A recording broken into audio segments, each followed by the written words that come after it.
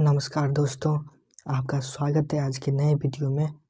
आज मैं फिर आपको इकोनॉमिक्स का 10 महत्वपूर्ण क्वेश्चंस करवाने वाला हूं। सबसे पहला क्वेश्चन है, वेल्थ ऑफ नेशन नामक पुस्तक किसने लिखा था? इसका ऑप्शन ए है कार्ल मार्क्स, ऑप्शन बी है एडम स्मिथ, ऑप्शन सी है दादा भाई नेहरू और ऑप्शन डी है इनमें से कोई नहीं। तो इसका सही उत्तर हो जाएगा Adam Smith. Wealth of nation पुस्तक एडम स्मिथ ने सन 1776 ईस्वी में लिखा था। चलिए अब अगले क्वेश्चन की ओर बढ़ते हैं। तो अगला क्वेश्चन है, बैंक किस क्षेत्र में आता है? ऑप्शन ए है प्राथमिक क्षेत्र, ऑप्शन बी है द्वितीयक क्षेत्र, ऑप्शन सी है तृतीयक क्षेत्र, ऑप्शन डी है इनमें से कोई नहीं। तो इसका सही जवाब हो जाएगा ऑप्शन सी तृतीयक क्षेत्र। बैंक जो है वो तृतीयक क्षेत्र में आता है। प्राथमिक क्षेत्र में कृषि आता है, यानी कि प्रकृति से जुड़े जितने भी काम होते हैं वो प्राथमिक क्षेत्र में आते हैं। द्वितीयक क्षेत्र में निर्माण तथा विनिर्माण से संबंधित सभी कुछ आते हैं, यानी कि कंपनी जो है वो द्वितीयक क्षेत्र में आता है। और तृतीयक क्षेत्र को जो सेवा क्षेत्र भी कहा जाता है, और इसमें बैंक, नौकरी आदि सब कुछ तृतीयक क्षेत्र में आते हैं। अब बढ़ते हैं अपने अगले क्वेश्चन की ओर।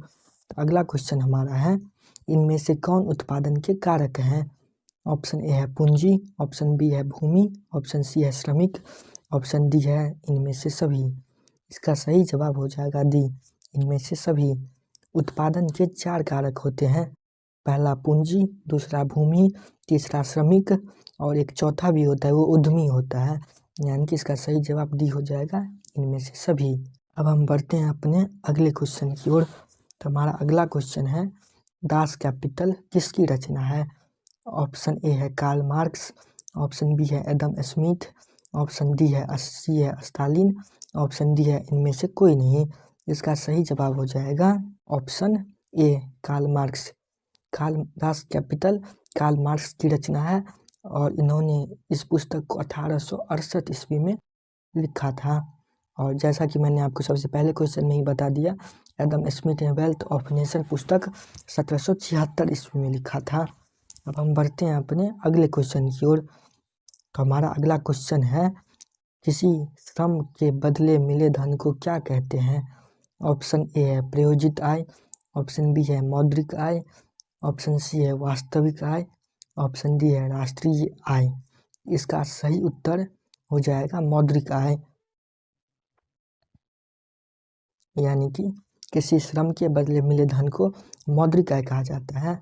और जब हम मौद्रिक आय में से टैक्स घटा लेते हैं जो सरकार को दिया जाता है, तब जो शेष राशि बचती है उसे प्रयोजित आय कहा जाता है। और जब इस प्रयोजित आय में से अगर हमने किसी से लोन सब जो लिया है वो अगर माइनस कर देते हैं, तब जो हमें शेष राशि बचती है उसे हमारा वास्तविक आय कहा जाता है। और राष्ट्रीय आय, पूरे राष्ट्र की आय को राष्ट्रीय आय कहा जाता है। अब हम बढ़ते हैं अपने अगले क्वेश्चन की ओर। तो हमारा अगला क्वेश्चन है, भारत में सबसे पहले प्रति व्यक्ति आय की गणना कब हुई थी? ऑप्शन ए है 1865 ईस्वी, ऑप्शन बी है 1869 ईस्वी, ऑप्शन सी है 1968 ईस्वी और ऑप्शन डी है 1868 ईस्वी। इसका सही जवाब हो जाएगा डी, 1868 ईस्वी। भारत में सबसे पहले प्रति व्यक्ति आय की गणना 1868 में दादा भाई नेहरू ने की थी। उन्होंने इसे अपनी पुस्तक poverty and British rule in India में लिखा था। उस समय भारत की प्रति व्यक्ति आय 20 रुपये सालाना थी। अब हम बढ़ते अपने अगले क्वेश्चन की ओर। तो हमारा अगला क्वेश्चन है, निम्न में से कौन राष्ट्रीय आय गणना की विधि है? ऑप्शन ए है उत्पादन विधि, ऑप्शन बी है आय गणना विधि, ऑप्शन सी है उपभोग विधि, ऑप्शन डी है सभी। इसका सही जवाब हो जाएगा डी। राष्ट्रीय आय गणना की 3 विधि होती है, पहला उत्पादन विधि, दूसरा आय गणना विधि और तीसरा उपभोग विधि। इसीलिए इस क्वेश्चन का सही जवाब डी हो जाएगा सभी, क्योंकि तीनों जो है आय गणना की विधि हैं। हम बढ़ते अपने अगले क्वेश्चन की ओर। तो हमारा अगला क्वेश्चन है, किसी देश के जीवन स्तर को दर्शाने का सबसे अच्छा माध्य क्या होता है? ऑप्शन ए है राष्ट्रीय आय, ऑप्शन बी है प्रति व्यक्ति आय, ऑप्शन सी है जीडीपी, ऑप्शन डी है एनएनपी।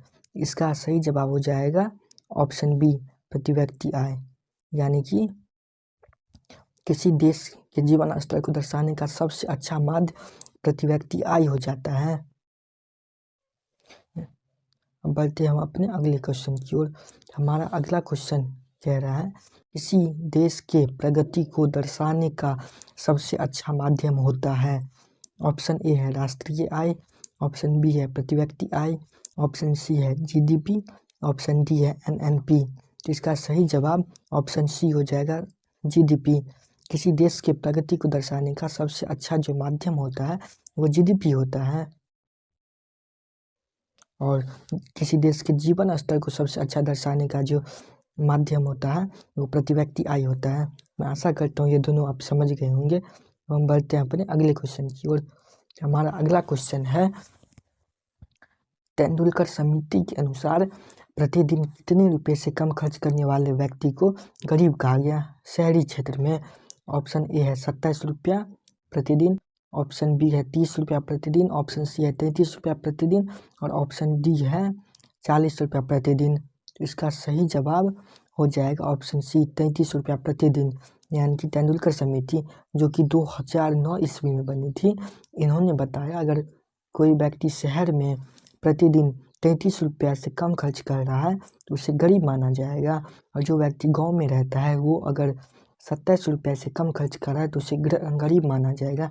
यानी कि तेंदुलकर समिति के अनुसार शहरी व्यक्ति को प्रतिदिन 33 रुपया खर्च करना चाहिए, और गांव में जो रहता है उसे 27 रुपया खर्च करना चाहिए, तब उसे समझा जाएगा जो गरीब नहीं या गरीबी श्रेणी से बाहर है। अब हम बढ़ते हैं अपने अगले क्वेश्चन की ओर।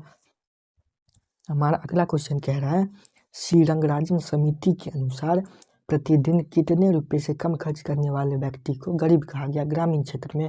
ऑप्शन ए है 27 रुपया, ऑप्शन बी है 32 रुपया, ऑप्शन सी है 33 रुपया, और ऑप्शन डी है 40 रुपया।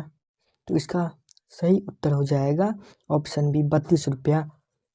श्री रंगराजन समिति 2012 ईस्वी में बनी थी, और इन्होंने भी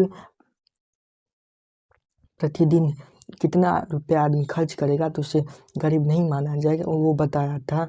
इन्होंने बताया ग्रामीण क्षेत्र में अगर कोई व्यक्ति 32 रुपया से कम खर्च कर रहा है प्रतिदिन तो उसे गरीब माना जाएगा, और शहरी व्यक्ति अगर प्रतिदिन 47 रुपया से कम खर्च कर रहा है तो उसे गरीब माना जाएगा।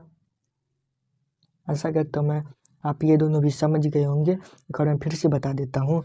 तेंदुलकर समिति 2009 ईस्वी में बना था, और इनके अनुसार अगर कोई व्यक्ति ग्रामीण क्षेत्र में रहता है तो उसे 27 रुपया कम से कम मंथ में प्रतिदिन खर्च करना चाहिए, तो उसे गरीबी क्षेत्र से बाहर माना जाएगा।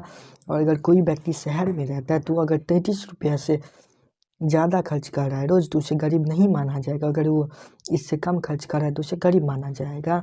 और फिर 2012 ईस्वी में श्री रंगराजन समिति को बनाया गया। इन्होंने फिर से कैलकुलेशन किया और इन्होंने बताया अगर कोई व्यक्ति ग्रामीण क्षेत्र में रह रहा है तो कम से कम उसे 32 रुपया प्रतिदिन खर्च करना चाहिए, तब उसे गरीबी श्रेणी से बाहर माना जाएगा। अगर वही व्यक्ति शहर में रह रहा है तो उसे कम से कम 47 रुपया रोज़ का खर्च करना चाहिए, तब उसे गरीब नहीं माना जाएगा। अब हम बढ़ते हैं अपने अगले क्वेश्चन की ओर। तो हमारा अगला क्वेश्चन है गरीबी का अनुमान किसके द्वारा लगाया जाता है। ऑप्शन ए है NSSO, ऑप्शन बी है CSSO, ऑप्शन सी है RSSO, ऑप्शन डी है FSSO। इसका सही उत्तर हो जाएगा ए NSSO। NSSO जो है इसकी स्थापना 1950 में बनाया गया था गरीबी का अनुमान लगाने के लिए, और इसे अभी 2019 ईस्वी में NSSO और एक CSSO संस्था थी, इन दोनों को विलय करके एक नई संस्था NSO बना दी गई है, जो कि अब गरीबी का अनुमान लगाया गया। यानी कि अभी NSSO अस्तित्व में नहीं है, अब गरीबी का अनुमान जो है NSSO लगाता है। इसे 2019 में बनाया गया था, अभी के वर्तमान सरकार नरेंद्र मोदी जी के द्वारा।